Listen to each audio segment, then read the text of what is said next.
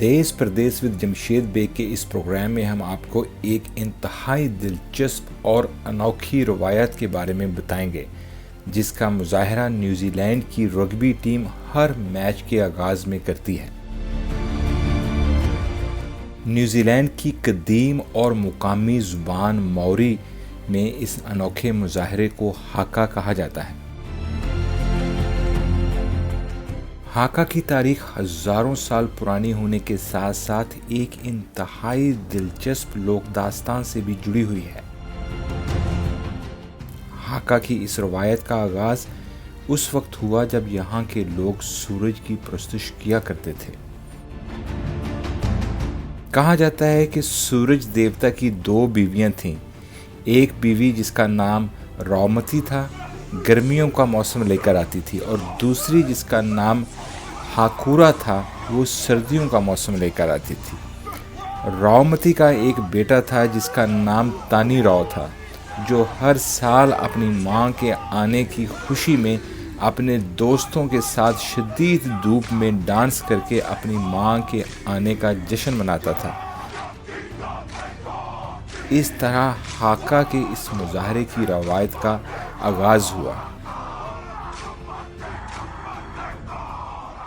روایتی طور پر ہاکا تصادم کی رسومات کے ایک حصے میں اس وقت ادا کیا جاتا تھا جب 2 فریق آمنے سامنے آتے تھے۔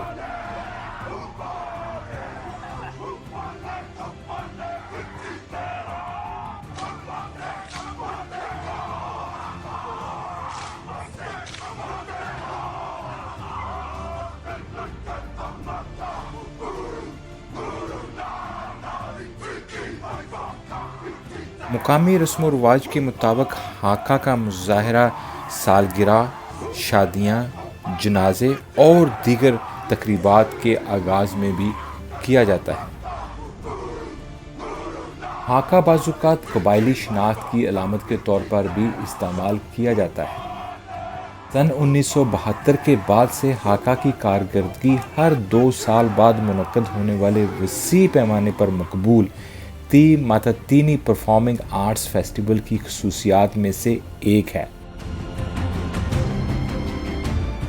سب سے مشہور ہاکا جسے کاماتے کے نام سے جانا جاتا ہے، سن 1820 میں ماوری قبیلے کے سردار تی راو پارہاک نے تیار کیا تھا۔ اس ہاکا کو بڑے پیمانے پر دنیا بھر میں اس وقت شہرت ملی جب سن 1905 میں نیوزی لینڈ کی قومی رگبی ٹیم نے انگلینڈ کے دورے کے دوران آئرلینڈ کے خلاف میچ کے آغاز میں اس رسم کا مظاہرہ کر کے تماشائیوں سے بھرپور پذیرائی حاصل کی۔